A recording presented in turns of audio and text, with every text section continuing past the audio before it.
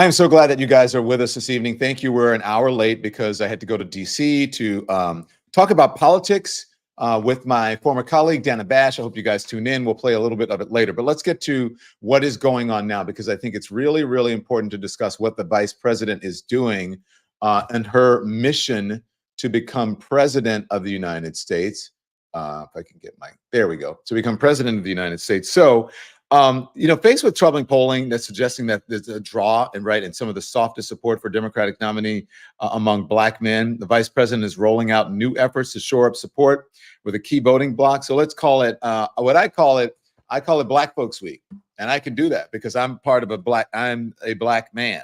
So we're going to talk about the specifics of what she's doing, how much money, what's the initiative and her agenda for not only Black America, but specifically for Black men. That's what she's doing now. I'm so happy to have right now with me some great folks to discuss. First of all, Garrison Hayes is here as a video correspondent for Mother Jones, specializing in race, history, and politics. Thank you for joining us once again, sir. Always great to be here. Thanks. Also, Rashad Robinson is a civil rights leader and the president of Color of Change. Rashad, we're so glad that you're here as well. Thank you. Thank you so much. So let me just say, all Black men, gosh, we have been talking about this forever, especially you and I, Rashad. I mean, ever since we've been discussing it together in person since Essence, right?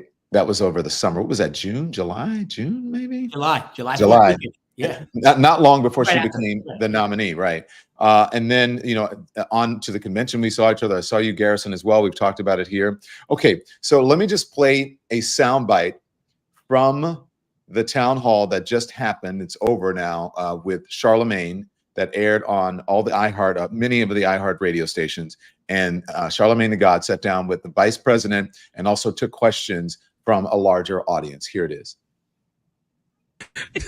Now, one thing they've been saying, a lot of your press hits get criticized. Folks say you come off as very scripted. They say you like to stick to your talking points. And some media says you have... That would be called discipline. Oh, okay. Okay, but go on. No, I was So I just want to play that because, honestly, I thought she killed it. I don't know about you, Rashad. What did you think? I thought it was nice to see her in this format. I thought she was clear. I thought she was relatable. But most importantly, I thought she was substantive. Right. I thought that she was able to really dig in to the range of projects and programs that she's promoted as vice president, even before vice president, and able to answer sort of a lot of the questions. But that's what we've been seeing as she's been sort of more free to talk on platforms that actually reach everyday Americans who might be at this point still deciding how they're going to engage in this election, moving beyond the kind of chattering political class. And so much of what actually has to happen in this election cycle is that intersection between the culture, between how people actually live, and the issues that we are facing. And the vice president going to places and spaces where people actually are is both smart, and it actually gives us an opportunity to see her in a way that I think is going to be important for Americans who are making a decision. Garrison, your thoughts? Yeah, I think that what a lot of people were feeling was that, she's repeating herself. She's saying the same things over and over. And I love that she points out that that's discipline. I think you actually need a great deal of discipline when you're talking to mass groups of people. But where I think the vice president shines at what we've seen over the last few weeks, as Rashad points out, she really shines when she turns those broad brush kind of policy and proposals and ideas, when she turns that into something specific for each community, when she's communicating the way her proposals will affect specific communities. I think she's actually really, really effective, and it feels new, not because she's saying anything particularly new, but because she's contextualizing it for you and for your life. And I think that's really, really effective. Garrison, I'm glad you said that because she said, look, she got a question that a questioner asked her, said, look, you're doing this now, but why haven't we heard this before? How do you respond to that? And I thought that was a very good question because I thought that might be an issue coming up, and someone raised it, that you only come around to the Black community every 4 years when you're running for president. And her answer was, look, this is not new for me. I've only been in this race 76 days. If you look back over my history as a senator and even before, this has been on my agenda, and I proposed these issues, solutions before. So this is nothing new for me. What do you think? You bring a very good point. Yeah, I think a lot of this is actually reflective of how little the American people really pay attention to politics. Now, this sounds maybe a little privileged, and it is. As a person who gets paid to pay attention to politics, of course, I know a little bit more about what's going on, like you two. But I think most Americans are too busy fighting cancer, paying for bills, taking their kids to school, being a human being, trying to make it in this country, that they don't really pay attention. And so if you ask me, the vice president has been to Atlanta like 17 or 18 times since being, vice president, to Georgia more broadly. She's done an HBCU tour. Like, we know she's actually really engaged with the community in meaningful ways. But those things don't make headlines when you have conflicts abroad and at home, and people are kind of going about their day-to-day lives. And so what she's doing now is taking an opportunity to kind of raise our collective consciousness about the way that she's been engaging with the Black community specifically since she's been a public figure. Okay. Let's listen to one more. This one is Vice President Kamala Harris asked about Trump, what his plan is for Black America. And then she answers something that's very interesting. She brings up Project 2025. Here it is. They are trying to scare people away because they know they otherwise have nothing to run on. Ask Donald Trump what his plan is for Black America. Ask him. I'll tell you what it is. Look at Project 2025. Project 2025 tells you the plan includes making police departments have stop and frisk policies. The plan includes making it more difficult for workers to receive overtime pay. The plan includes ending the ability of Medicare to negotiate drug prices. You know what we have done? He said he would. We did, which means that's how we brought down the cost of prescription medication. His plan includes making it more difficult for working people to get by and to destroy our democracy. You know what he says he'll do? Terminate the Constitution of the United States. That's right. Let me remind folks, you know what's in the Constitution of the United States? The Fourth Amendment, which protects you against unreasonable searches and seizures. The Fifth Amendment, the Sixth Amendment, the 14th Amendment. And he's going to terminate the Constitution of the United States, which in most of those amendments, one thing or another was about a movement spurred by Black people to ensure that we would be equally protected under the law. Come on. Rashad? I really appreciate that she turned to Project 2025. I mean, the fact of the matter is it's not just a sort of group of white papers. It is actually backed up by green paper. It's backed up by the richest and most powerful aspects of the right wing, from the Christian billionaires to the corporatists. They've all sort of come together with this vision to not only reshape how the country is run, but to in so many ways take away the very levers that any of us get to use to fight for a better tomorrow. And so it's not just everything that the vice president sort of talked about, but it is criminalizing the very aspects of protest, some of the aspects that we sort of use to be able to change the way that policy works in this country. I do want to go back to something that Garrison was talking about earlier, because I have spent a lot of time with the vice president over the years. I've known her since she was Attorney General. She was one of the first candidates that the Color of Change PAC ever endorsed when she ran for Attorney General. She is someone I've sat with and worked with and at times pushed on issues. And the thing you understand best about any political leader is when you have to push them. Sometimes have to push them publicly. Sometimes have to disagree with them publicly. And then what do they do next? Do they come and they still sit with you? Do they still engage with your staff? Does their staff still work on public policies? And what I've understood about the vice president, who was Attorney General and then Senator and now Vice President, is that even through moments of disagreement, even through moments where we've pushed and challenged, she's still come back to the table. And that's what we've got to look for, is someone who's going to be on the other side of the table that we can fight with and that we can negotiate with, because that's what all of this is about. And what we know about Donald Trump and Donald Trump's ego and Donald Trump's sort of smallness is that you can't say anything bad about Donald Trump and expect to then come back a little bit later and be able to then work with him on something. And that it should scare all of us, because our public officials should be public officials. They should be people who we can disagree with, who we can challenge, and who will still come to the table. And her showing up with Charlemagne is just another example of that, of her continuing to show up in the places and spaces and fight for our vote and fight for our support. If I may, as you report on Black Maga, don't you, sir? I do. Yeah. You think there's anything in that that's going to change any Black Maga folks' minds? I think at this stage, many of the people who've made the decision to hitch their political carts to Donald Trump, they're on that train. I don't think they're getting off. I do think it complicates their narrative, though. Much of what I've encountered when I talk to folks who are Black Maga, they are saying that, oh, she isn't Black and she doesn't care about Black people. And remember when she said that she would never do anything for Black people? I think it really complicates that narrative.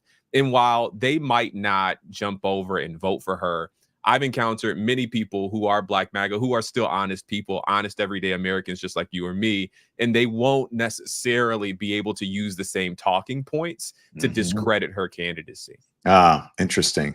Well, speaking of things I think that discredits a certain person from becoming president of the United States is, his selling merch, his co-opting people to pay for, his legal bills, and on and on and on. And so she made a clear distinction. She said, let's contrast the two people here, which is what I think most sensible people will say. Okay, all right, so you may have some issues with Kamala Harris, right? Maybe you don't agree with her policy-wise or whatever it is. But this is me saying this. I find that people know who Donald Trump is, and they know his history, and they know his present. And they will say, well, it's like a waiter coming up to you and says, look, on the menu, we've got chicken and we've got poop. And then the person eating responds and says, oh, well, how's the chicken prepared? It's like, wait, what? Are you out of your mind? So Kamala Harris talking about selling Bibles and the clear distinction between the two. Here it is. And let's talk about the contrast here. Donald Trump and his followers spend full time trying to suggest that the measure of the strength of a leader is based on who you beat down, which is absolutely contrary to the church I know. He sells Bibles, though. Where our church and my church is about saying true leadership, the measure of that is based on who you lift up. And and then he's selling $60 Bibles or tennis shoes. And trying to play people as though that makes him more understanding of the Black community. Come on. Well, I mean, look, the gold tennis shoes, and he did say he's got a record now. He's got some charges. He's got a case. He said he's got some babies' mamas, or maybe that was someone on Fox News saying that. So he's more relatable now to Black people. I mean, don't you think so? I don't know, Garrison or Rashad. Rashad, don't you think so? He's more relatable. By the way, he's definitely relatable. He'll work out well in the barbershop. He will work out well in the barbershop. But as a New Yorker, I grew up seeing Donald Trump on TV. Can you preach, please? I've been in New York since the late '80s, and I know. I used to, when I house sat for my aunt up in Harlem. I know who Donald Trump was, and he was kind of a clown. He was a joke. A clown, a joke. I mean, there was a great piece actually in the New York Times recently on a book that's coming out about The Apprentice, and kind of basically how he was remade by TV. How he, not just a failed businessman, but just was on the last leg. And The Apprentice sort of revitalized and made something that, wasn't real into this new character. And that's what we're dealing with. We are dealing with someone that it's kind of been built by Hollywood, built by, media, to sell us a lot of different things, and to, in some ways, cape for corporate America, cape for institutions that, you know, in some ways don't want to be the face of some of these policies, but will benefit from them, get the tax breaks and so many of the other sort of benefits that Trump might bring them, the judges and other aspects. And I do think that it's important over these next couple of weeks as we head towards the final days of the election, that we make it clear to people what the stakes are, that we help people recognize that they're not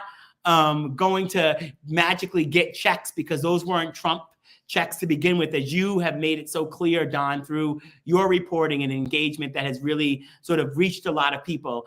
That is going to be very important, because I do think that what's operating in Donald Trump's favor is that there are a lot of enablers, a lot of, whether it is the tech platforms and social media, whether it is a lot of mainstream media that see profit on the other side of Donald Trump and are willing to deal with everything else on the other end, as long as they get the profit from a Donald Trump. Why is that? Why do you think, look, and I'm not, patting myself on the back, I am. Now, why do you think that guys, honestly, because you were both at the convention and look, when I reported that, I got every right-wing conservative outlet, come on and talk about it. I mean, Fox News called me, Newsmax called me, you name it, they call me to come on and discuss it.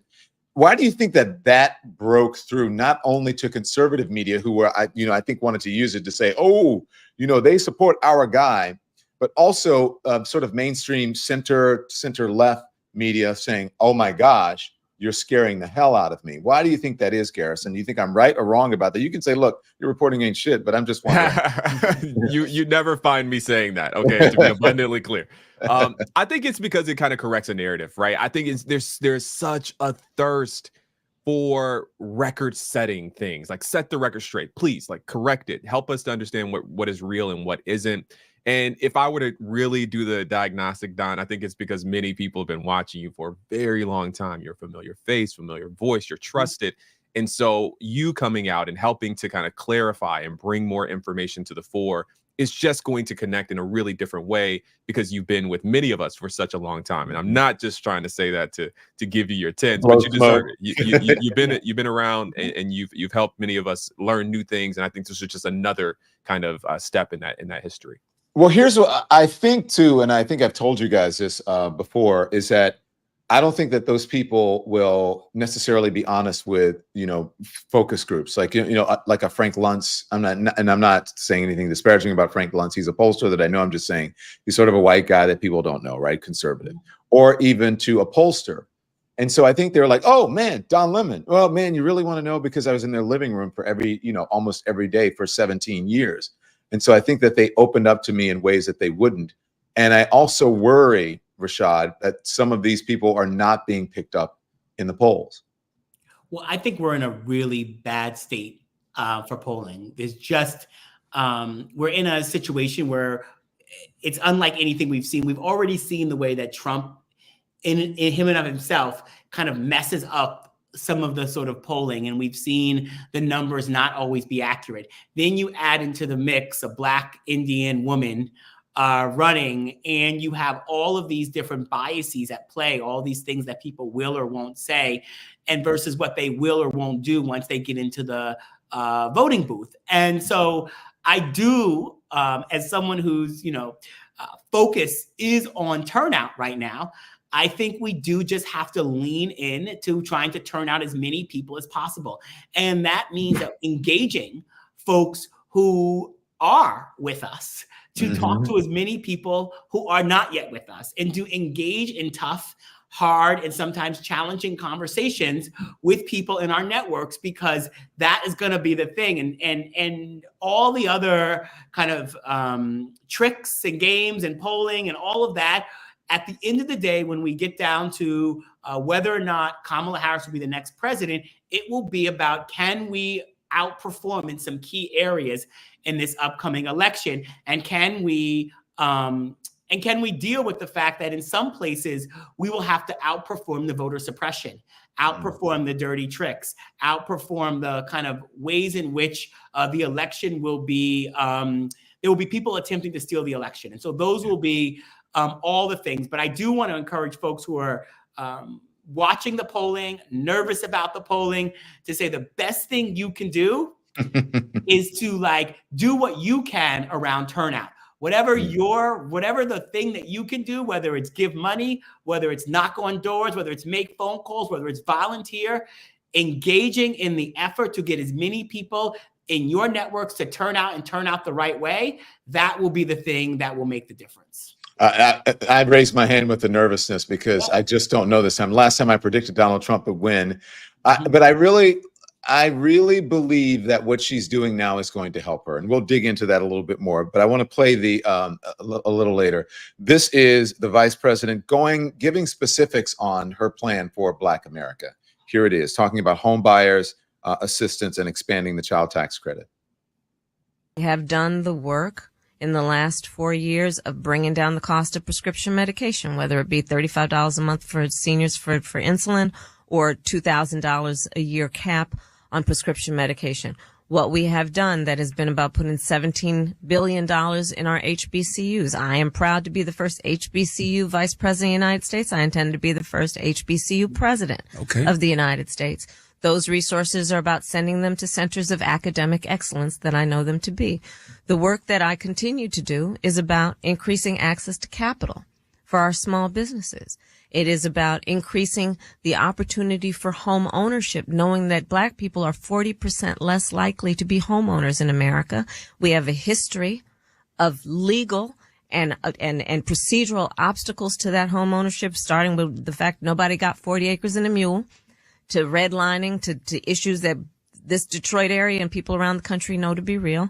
So part of my plan is that we're going to give people a $25,000 down payment assistance to get their foot in the door to buy a home for first-time home buyers. The work that I'm going to do to increase housing supply in America, knowing that that's one of the reasons that rents and housing prices are jacked up, and to work with the private sector, cut through the red tape, and work to build more housing, 3 million before the end of my first term. And I give these examples, and there are many more which I will offer. So, for example, the work that I will do to extend the child tax credit to $6,000 for young families during the first year of their child's life. Because as you and I both know, our families all have a natural desire to parent their children well, but not always the resources. Mm-hmm. So by expanding the child tax credit to the first year of a child's life to $6,000, that gives that young family the ability to buy a car seat or a crib or clothes, the things that are so important during that critical phase of that child's development, so that they can get on the road and actually have a chance at succeeding. Now, here's the problem. She doesn't give any specifics. Garrison, that is what folks have been saying. She doesn't give any specifics. I don't know what she's going to do. What is her plan? Her plan is on the website. She's talked about the plan many times. She doesn't have concepts of a plan. She actually has one. And I think, if folks listen to this, they will actually, I should ask you this. Do you think if folks listen to this, they will understand that she actually does have a plan, especially for Black America? I think they will. I think she was really effective. I think she was really, really effective. One of the things that I think we miss often from the Obama years is that we kind of had the explainer in chief. He could take these ideas and he could explain them and communicate them in ways that everyday people, the American people, could understand and latch onto. It's one of the things that drew so many folks to Elizabeth Warren, just another great explainer. Mm-hmm. And I have been really impressed today, especially over the last week or so, in the vice president's ability to take these ideas that she's been talking about now for the last, however many, weeks, months, however long this summer since being the presumptive nominee and then becoming the candidate herself. She's been talking about these things. That $6,000 tax credit is a really, really great example of something that will cut child poverty. And the beautiful thing is that it will do so, especially for Black people. And so her being able to take that idea that she's been talking about for some time and contextualize it, frame it for Black voters, it's really, really powerful. And I'm hopeful that the campaign will continue to do that, not just for Black people, but do that for the Latino people, do that for the Asian community, do that for rural people in Appalachia. Like, help folks to understand the way that these policies, these proposals will impact their lives. That is the thing that we need the most. I mean, Garrison, she did that. She said, look, this not only works for the Black community, she goes, this will help every different ethnicity. Because someone asked her that. I think there was a gentleman, I don't think it was Charlemagne, but someone said, how do you deal with the criticism? No, it was Charlemagne, saying that if you say something, he said, a politician once told me that if you say you're going to do things that specifically help the Black community, that was not good. That was a turnoff for voters, especially voters in the larger community.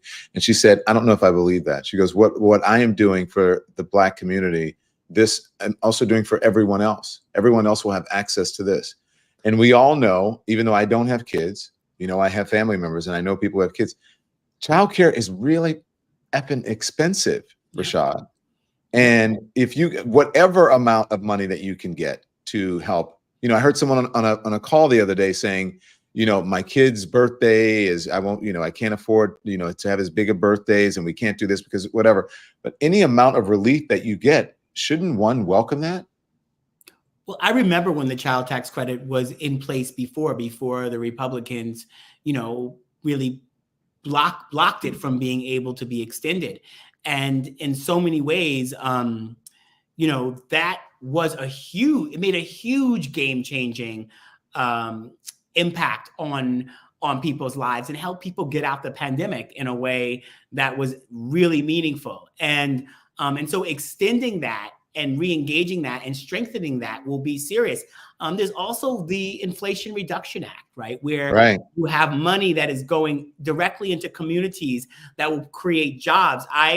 About 2 years ago, I moderated an event with the vice president at the White House where she wanted me to come down and interview her in front of a group of about 35 young men of color, just young men of color in the room, and moderated this.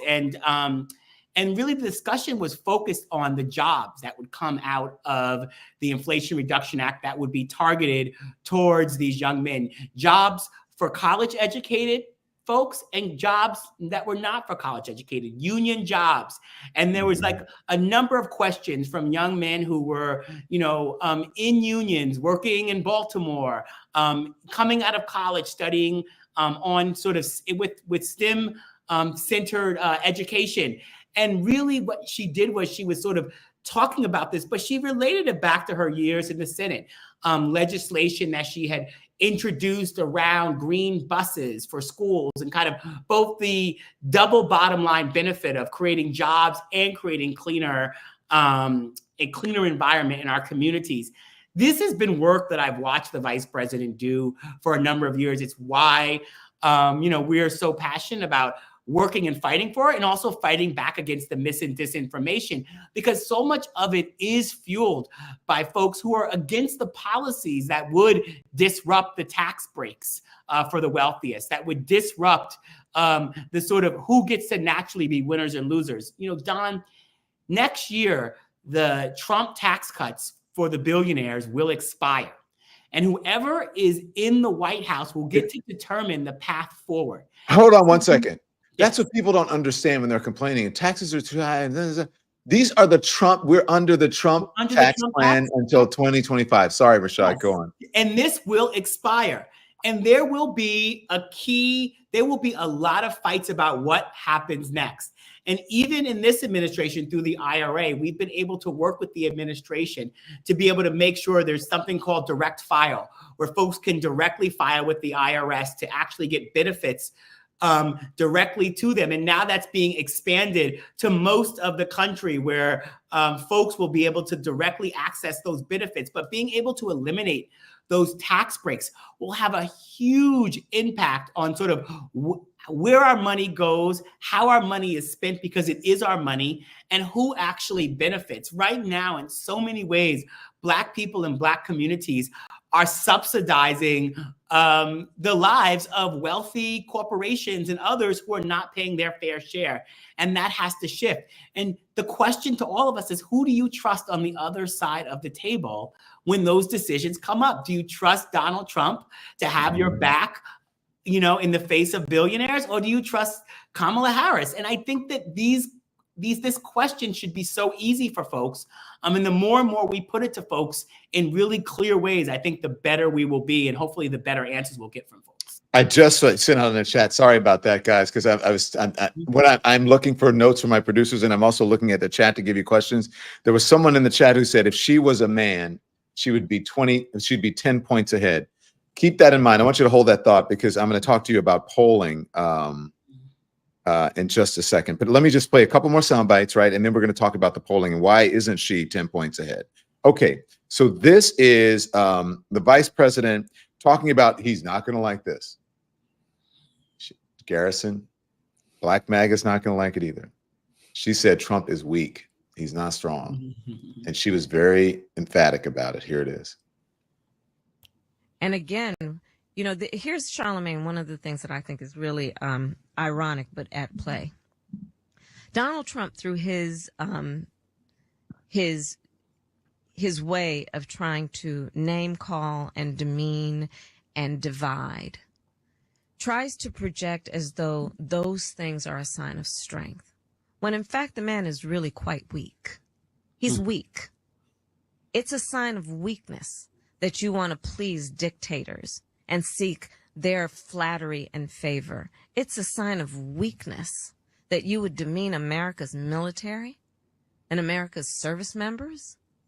It's a sign of weakness that you don't have the courage to stand up for the Constitution of the United States and the principles upon which it stands. This man is weak and he is unfit. Garrison, he's not gonna like that. And you know what? I believe she's baiting him right here. Yeah. I'm not gonna lie. Vice President is in her bag right now. I'm sorry.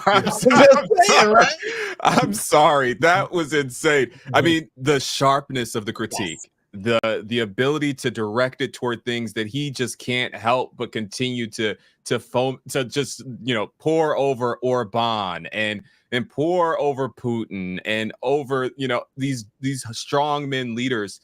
He can't help himself. And so, you know, this critique is one that he just can't quite get around. And so the sharpness is really impressive. And I think the American people have a choice. And I'm happy to hear that she's making the case. She's in her bag. It was delivered. It was delivered like just like a Black woman. Like, so just like it was delivered in like it made me feel like I was getting in trouble in like at church or something. Like the deaconess had caught you doing something, or like it was so clear and so direct. It was such a read, and I think like that was I appreciate seeing her so comfortable in her power. I love she's in her bag. I love that.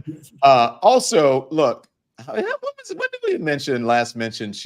They're eating the dogs, they're eating the cats. Well, we haven't mentioned it in just a minute, but she did. Here it is. Go to talk back, Eddie. Hi, I'm Bobby from Georgia, and I have a question for Kamala Harris. Could you please respond to Trump's claim that he's going to use the Alien Enemies Act of 1798 to round up immigrants if he wins the election? This law was last used to put Asian Americans in internment camps during World War II, and I have a sneaking suspicion that if Trump wins, he's going to use this law to put anyone that doesn't look white in camps, and I'm scared. Yeah, so you've hit on a really important point and expressed it, I think, so well, which is he is achieving his intended effect to make you scared. He is running full time on a campaign that is about instilling fear, not about hope, not about optimism, not about the future, but about fear.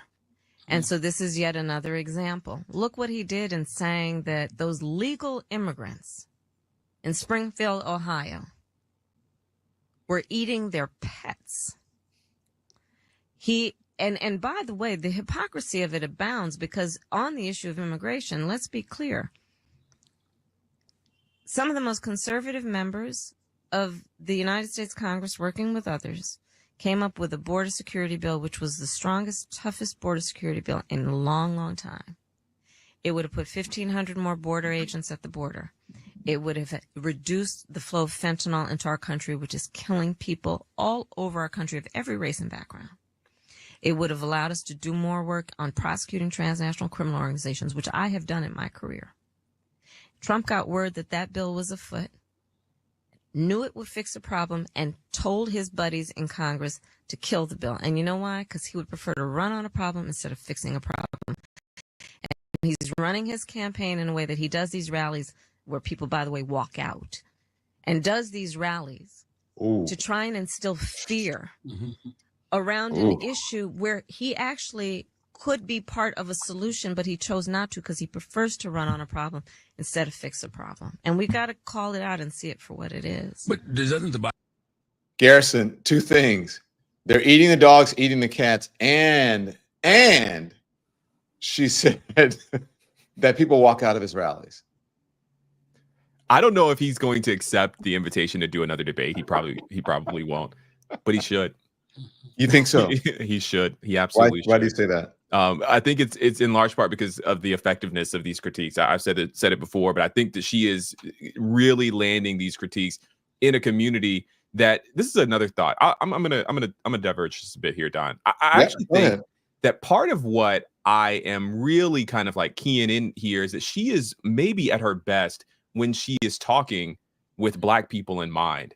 And I think the message is not just going to reach Black people. I think the message is so effective that it's actually good for everyone to hear the way she's talking. And so I'm wondering if there is something here for the campaign to keep in mind, that when she is thinking about the audience and she looks out on the audience in her mind's eye, and it's a bunch of Black people, she just has like this way of really communicating that I find to be really effective. Let me tell you this. So I was, they called me and asked me to go on CNN this weekend.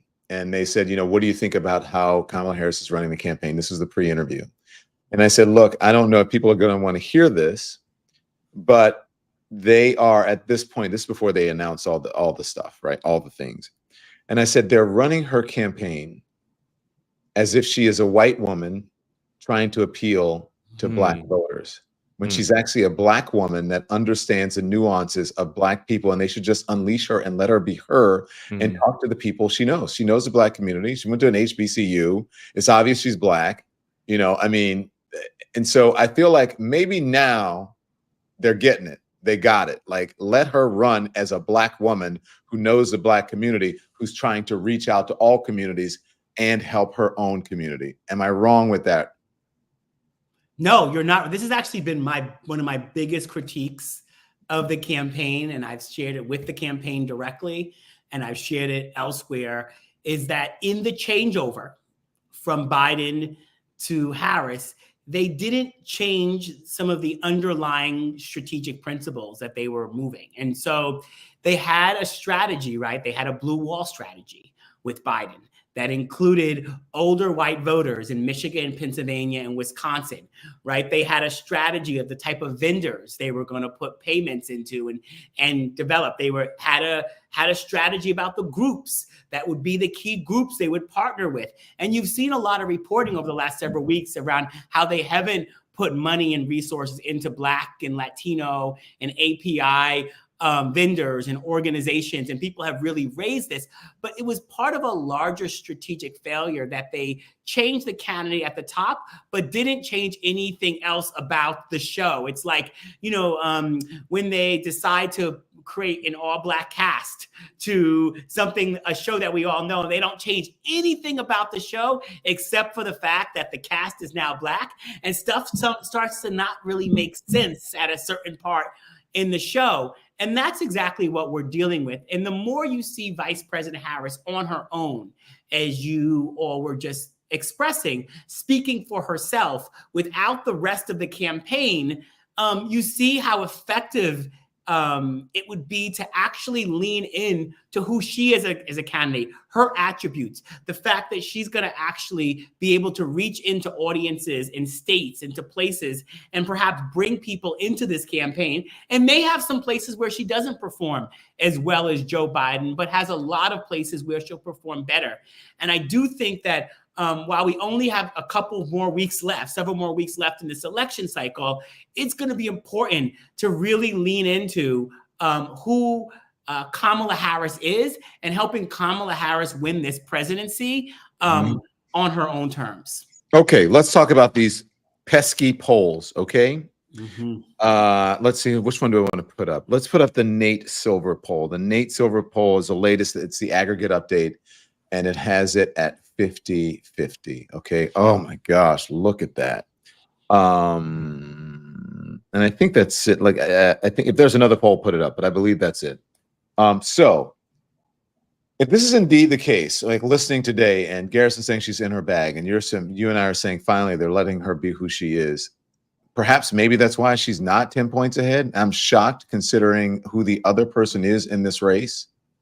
I shouldn't say I'm shocked. I'm a bit surprised.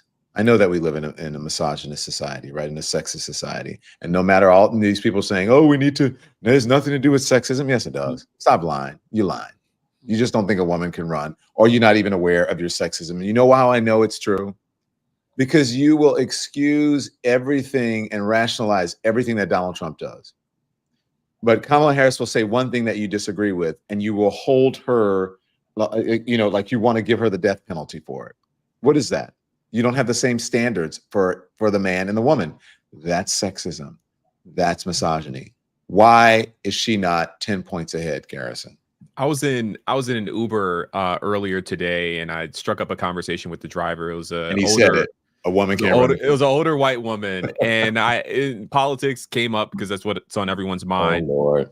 And she is conservative in Tennessee, and she is not voting for Kamala Harris. And I asked her why. What is it that turned you off from Kamala Harris? And she said to me that it was just a gut feeling. She couldn't quite tell me what it is, but it's something on a gut level. And I shared with her in the car that I've talked to dozens, hundreds of voters over the last year, especially over the summer. And that is one of the more common things that I hear, that folks have these uninterrogated ideas.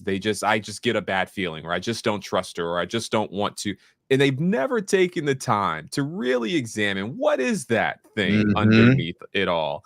And I think you're right, Don, that some of it is sexism. I think some of it is racism. The intersection of the two is powerful, and we have to name it as such. And so I think that's a lot of what we're seeing in the polls. But we also have to recognize, and I don't want to undermine the segment, okay? But we have to recognize that polls are a snapshot in time. You can undermine the segment. You know I don't care, right? Start some shit. I love it. I'm just gonna say, okay, like the polls are there, but they're a snapshot. They're when you caught me on the phone at this time on this day, and now it takes you a couple days to aggregate, and now you're putting it out. And who knows what could have happened in between? Who knows if I'm even going to vote? Who knows if I'm in the country or in town or whatever the case may be?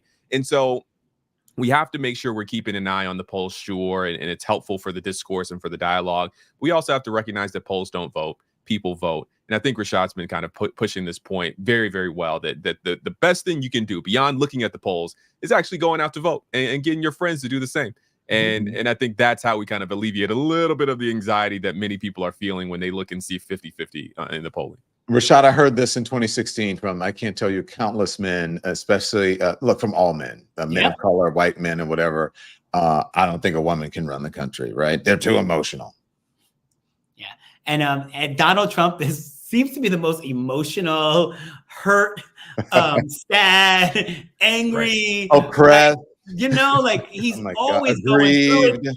Yeah. 1 o'clock, 2 o'clock in the morning, these like text messages with all of his feelings. And so, he's like someone you broke up with and they're like, hey, baby. I'm like, yeah.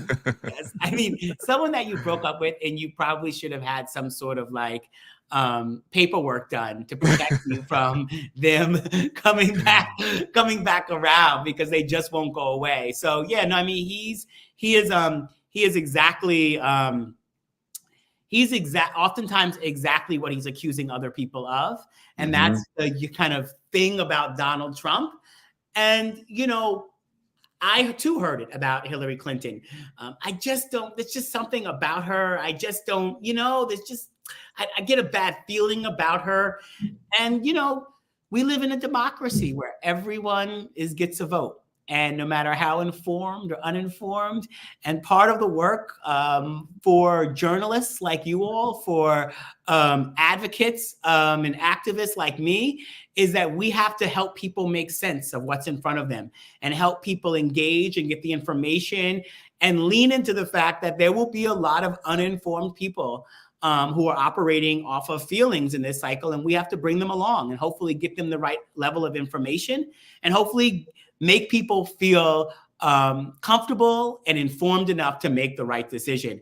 But yeah, it's rough, and it's sometimes rough for me sitting on the other side of these focus groups and watching some of the things that people say that are so uninformed, that are so connected to the mis and disinformation, and knowing that these people will have a real decision on, in some ways, whether or not we have the ability to have more elections down the road. How do you take us inside? Garrison, you don't do focus groups, do you? I do not. No. That's anything. So Rashad, take us inside of, like, do you just want to, you can't yell at them, right? You can't fact check them. You just have to listen to them, correct? You just have to listen, and what you're trying to do is sometimes get under what people are saying and why they're saying it. What are the factors behind it? Because part of the goal in this focus groups is then to take back that information to be able to develop the things that we have to say, or the things that need more light shined, or the places where we need to focus in on. And that, is why this type of research is incredibly important. And so when you pair the sort of qualitative research of focus groups with the quantitative of polling, so you have numbers and then you have sort of real people's voices and sentiment, and you put that together, you can start creating frameworks for how you talk to people, for how you engage, for how you listen. And it helps us get out of our bubbles, right? Because if I'm operating off of who's talked to me last, or the people in my circle, or the people who I think matter, then I'm maybe not getting out of the bubble enough to really understand what's happening. And sometimes you learn a whole lot, right? That's, according to the Secretary of State in Michigan, Jocelyn Benson, there are about 1 million young people who were eligible last election that did not vote, right? And so understanding that 1 million young people, which are, right, disproportionately diverse audiences as a young population, and understanding, right, that those folks are kind of mostly between Oakland and Wayne counties. Now you start leaning into what are the issues that are animating them that made them not vote. And if you think about a state like Michigan, where the election is going to be very close, you don't need all 1 million of those folks to turn out and vote. You actually need a small number of those folks to decide that they are going to now vote when they didn't vote before. Then you start to disrupt. I don't want your job. That's too much work. Go on. Sorry. Then you start to disrupt the polling models. You start to disrupt. And so now we work to reach those people. And so we engage volunteers, and we call, we knock on doors, we engage them through text messaging. We also pair that with digital outreach across all the platforms folks are on, from their Hulu platform and YouTube to Google and Twitch and Facebook and wherever else. And we then engage people in different ways that are going to be meaningful. And hopefully we can get a percentage of those folks to engage. And if we can start changing those margins, we have the ability to change an election. And that is hard work. It seems tedious because sometimes it is. But if we don't do that work, we're going to hurt later. Oh my gosh, that's a lot of work. I wanted to listen. I went on. Let's see. It's the last part of the interview. I'm talking to my friend, my producer Andy here. It's the last part of the interview where I went on by myself to talk about the book, and Dana Bash asked me about the work, about the stimulus checks or whatever. That all came up. But anyway, just put the one up then from social media, Andy. And I want to get your response to this. To people just doing man on the street, it's who are you going to vote for? Black men. And time after time after time, they said, I'm voting for Donald Trump. Why? Now, their reasons why, they said, because most of the time they said, well, you know, for economic reasons, right? Or because he gave me a stimulus check. And I had to correct them over and over and tell them where that stimulus check came from a Democratic Congress and from Nancy Pelosi. And that Donald Trump actually held the check up so that his name could be put on the check. So they think they got the check directly from him. Meanwhile, Joe Biden has given 1 or 2 stimulus checks as well, but they seem not to know and understand that. You can vote for whoever you want to vote for, but the reasons that you're going to vote for them, I think that they should be accurate and factual, and you should know why you're supporting someone. Okay, so then you can't do that in a focus group, correct? You cannot say this is wrong. Or you can't inform folks? You can say, because you do want to know if certain messages are going to work. So you do want to sometimes say in a focus group, what if I told you that Donald Trump didn't actually provide those stimulus checks, that it was Democratic Congress? Would that change your opinion of Donald Trump on economic policies? And you absolutely can do those things in a focus group. And we've seen when we've talked about the work around sentencing reform or jobs or other things, sometimes in focus groups, people's opinions will shift, because you do want to know what type of messages will actually change people's opinion. And so you absolutely in a focus group would introduce new information after getting a baseline of where people are at. So then you can begin to understand, what's happening. I live down the street in New York from a bunch of buildings that Donald Trump never owned, but they had his name on them until the people had his name taken off of them. We live in a city that has the same issue. Yeah. So I know about Donald Trump putting his names on things that he had nothing to actually do with, because there were buildings all around New York City that he didn't own, had nothing to do with, and just had his name on them. And some of those people were smart enough to take his name off of it. Well, that happened a lot here in New York. People weren't renting or buying in those buildings or leasing, and so they had to take the names off. Okay, I want to play this. This is from my interview on CNN, and it's in regards, I want to get what you think, in regards to the Trump town hall and how he conducted himself just yesterday.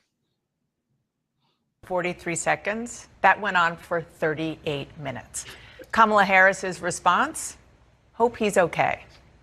Here with me is a fabulous group of reporters, CNN's David Chalian, Politico's Meredith McGraw, and the host of The Don Lemon Show and the author of the new book, I Once Was Lost, My Search for God in America, our friend Don Lemon. Nice to see you back. Good to see you. Thank you for having me. David Chalian, I'm going to start with you because there's a lot of dance moves. Actually, you do have very good dance moves. His knowledge of Sinatra and what was it, Ave Maria? And YMCA. And YMCA. Yeah. But in addition to that, David Chalian, your political brain, on what we saw there, because there are a lot of ways to look at it, and it really depends on who you ask. Let's just start with Team Trump. They argue, well, he can have fun. Well, there is joy there. And then Team Harris, he's completely lost it. And I'll get to the second part in a minute. But, he was supposed to be taking questions. He then went off into whatever that was. After there were a couple of medical incidents in the crowd in a very heated, hot environment. And yeah, people fainted, exactly. And so he sort of pivoted the event. I mean, obviously, let's be clear. That's not normal behavior for a candidate, right? Like we've not seen that. And I think you can find people that have covered Donald Trump, like have gone to more than 100 Donald Trump rallies. They've never seen that. So okay, pause. Just separate that out. So can you imagine, when she starts laughing, remember they made fun of her laugh, right? Mm-hmm. And so you had them, he's doing the dancing and it's just weird. He's just sort of standing there, like letting people sort of, praise him. Now, can you imagine if Kamala Harris was dancing and doing, exhibiting the behavior that Donald Trump was exhibiting during that? Now, just imagine the response. I want you to just think about it. So watch him and then continue on with the soundbite and we'll talk about it right after. Watch. Here we are 3 weeks out from an election, and he's doing something that he's never done before, and that is clearly different than what presidential candidates normally do. That doesn't, I don't want to then add on a sentence of, therefore, this is like going to destroy his chances of winning the presidency. That's clearly not the case here. It does make you just scratch your head about, like, what's going on with Donald Trump that he is feeling himself differently in public or canceling interviews, or he is, which he did today. Yeah, exactly. So he is not okay. Well, no, we don't know that, but he is not sort of following some programmatic script here, right? He seems to be having David some dancing around here. different sensibility about what it is he wants to do. It reminds me when he was talking about how he does the weave when he's so incoherent, and he comes up with a name to sort of label what that is when he's totally incoherent. And I just think that, again, I don't know. We have no idea if he's okay or not because he doesn't release his medical records. Yeah, right. I don't think he's okay. I don't think that what happened, that behavior. Well, Don, and on that note, this is definitely the pursuit of the Harris campaign this morning. They sent out a doctor's note from 230 plus doctors and health providers saying the American people deserve to have confidence in their elected officials' mental and physical capacity to do the jobs they've elected them to do. Trump ought to be above and beyond, to be going above and beyond to provide transparency on his physical health and mental acuity, given his advancing age. They're throwing everything at. Yeah. Well, I mean, those are the standards that he had for who? Joe Biden. Those are the standards that he had for Barack Obama when he wanted him to release his birth records. So the rules just don't apply to him. Is he okay? You know, Kamala Harris is asking, the vice president is asking, I hope he's okay. He's not okay. That behavior is not okay. Let's just be honest about it. It's odd. It's weird. If you look at his rallies, you'll see when he went to Coachella, he just sort of stands there and, you know, wants people to sort of, he's like bask in the glow of the applause. When he goes to just regular rallies, he waits for, you know, I'm proud to be an American. He stands there the entire time and just like, you know, letting people sort of praise him as if he's a monarch. This behavior is not okay. And I think leading up to the election, it's going to get worse. The hyperbole, the sort of unusual behavior, it's going to get worse as he gets more desperate until election day comes. And pause. Am I wrong? No. Garrison? No, I don't think you're wrong. It took him a long time. I was like, I love David. I'm like, David, David has to be, you know, I'm neutral. I'm the political director or whatever. It's not okay. And I could say that it's not okay. Sorry, Garrison. And he's going to get crazier as we get closer. It's very likely that he'll get crazier. The whole time I was thinking about how in almost any other time in American history, this type of thing in October would be such a controversy. This would be our October surprise, that his mental acuity was at an all-time, whatever, like the headlines would go. And it's incredible how far we've drifted from reality and standards for what our leaders how they should comport themselves. And so no, it's not normal. Don, I think you're right. I mean, out of that rally, you know, in normal times, it would have probably been the fact that he was like hanging out with a dog murderer on stage. Not that he was like up, but then he ups the ante and starts to dance. And it just, we are well beyond kind of in some ways any of these questions. And it does, I think, speak to the fact of why winning this election and trying to defeat Trumpism is so important, because the sort of kind of almost religious commitment that some aspects of our population have to this individual, regardless of what he does, what he says, how he shows up, is just so incredibly dangerous. And if we don't defeat this, like all the things that have the potential to flow from it, including this person on stage dancing around, getting 2 to 3 more Supreme Court justices, and absolutely reshaping for another 2 generations how this country looks and how our judicial system operates. That alone should be scary enough to like have us step away from any feelings we may or may not have about the vice president. The cognitive dissonance, but I mean, I don't know, some of them may not understand that. So we'll just say that someone is of two minds and voting against their own interests and making excuses for this person. Okay, final thoughts. Does this help her? Does this help her? This Garrison, this sort of Black media tour, laying out the agenda for Black America, going possibly on Joe Rogan and doing other interviews. Is this helping, you think? I think it's helping. I think she's making the case to the American people why she is the better option in this race. If it wasn't already clear, okay, maybe we're in trouble. But she's going above and beyond. I think that the campaign is acting like they want to win, and that's all the American people can really ask for right now. Is that Vice President Kamala Harris, who is pro-democracy. If you are pro-democracy, then you want a candidate to act like they want to win in this environment. So yes, I think it's helpful, and I'm excited to see the ways in which this will be reflected in the polling, Don, over the next couple of days and weeks. Rashad? I agree, 100%. I think that this is a moment for her as she's reaching into more cultural spaces, in more spaces where everyday people are paying attention outside of the sort of political media environment, and that is going to be good for her. She's performing well in these spaces. She's reaching new audiences in these spaces, and she is running against a celebrity. She's running against someone who's a TV star. She's running against someone who's I'm not running. Oh, okay. I'm sorry. Yeah, I mean, maybe next time. We're going to nominate you next time. But all of that to say, she is running against someone who is a cultural figure, and she does then have to engage in cultural spaces.